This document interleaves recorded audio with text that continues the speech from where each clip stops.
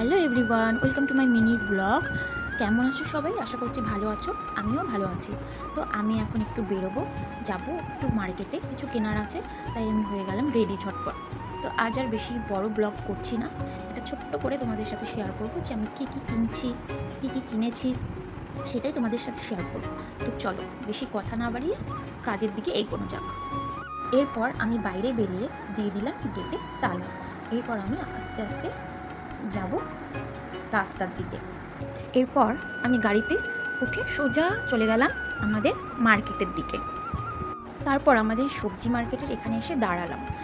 আমার হাজবেন্ড আমার শাশুড়ি মার জন্য সুপুরি কিনেছিল, সেটাই রেখে গেছিলো, সেটাই আনতে গেছি। আর এদিকে বাবু খুব দুষ্টুমি করছিল। আমি বললাম চুপচাপ এখানে দাঁড়িয়ে থাকো, এক পাও নড়বে না। তারপর সবজি মার্কেট থেকে বেরিয়ে সোজা চলে আসলাম পেট্রোল পাম্পে, ও পেট্রোল ভরবে বলে। তারপর আমাদের পেট্রোল ভাড়া কমপ্লিট, ওখান থেকে বেরিয়ে পড়লাম, গেলাম রোডের উপর চা খেতে। আর চায় তো আমার প্রচণ্ড নেশা আছে, এটা তো একদমই ছাড়া যাবে না, আর ছাড়বেও না। মানে আমার দিনে মনে হয় 2 কাপ কফি লাগে আর 2 কাপ মনে হয় চা লাগে। তো যাই হোক, কার কফি ফেভারিট, কার চা ফেভারিট, আমাকে অবশ্যই কমেন্ট করে জানিও। তো আমি এখান থেকে বেরিয়ে চায়ের ওখানে যাচ্ছিলাম। তারপর রোডের উপর যাচ্ছে, কত গাড়ি যাচ্ছে, দেখতে কি ভালো লাগছে। তারপর কি ওখান থেকে পৌঁছে গেছি সেই দোকানে যেখানে আমার ফেভারিট চা আছে। তারপর এখানে ছেলে খুব বায়না করছিল, ওখানে চকলেট সেলিব্রেশন নেবে বলে, রোজ রোজ সেলিব্রেশন নেবে। আমি বলছিলাম না, আজকে আর হবে না, তাই বলে ও না কান্না করছে। আমি আজকে ভিডিও করছি কিন্তু। তারপর ওই দোকান থেকে বেরিয়ে গেছি, এবার সোজা যাচ্ছি আর এক জায়গায়। তো আমরা চলে এসেছি একটা দোকানে, সেটা হলো বাবুর রেনকোট কিনবে বলে। তখন খুব কমফোর্টেবল হয়ে যাচ্ছে, স্কুলে যাওয়ার সময় বৃষ্টিতে ভিজে যাচ্ছে, এই জন্য একটা ওর জন্য রেনকোট কিনলাম।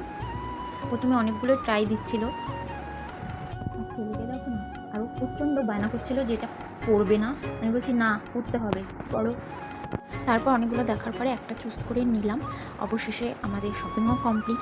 আর আগে ভিডিওতে আমি দেখিয়েছি যে চুড়ি কিনেছি আর ক্লিপ কিনেছি, এগুলো তো আগের ভিডিওতেই আমি শেয়ার করে দিচ্ছি। তারপর কি আমাদের শপিং যেহেতু কমপ্লিট, আর বেশি দেরি না করে তাড়াতাড়ি বেরিয়ে পড়লাম ওখান থেকে। এবার সোজা চলে আসলাম বাড়িতে।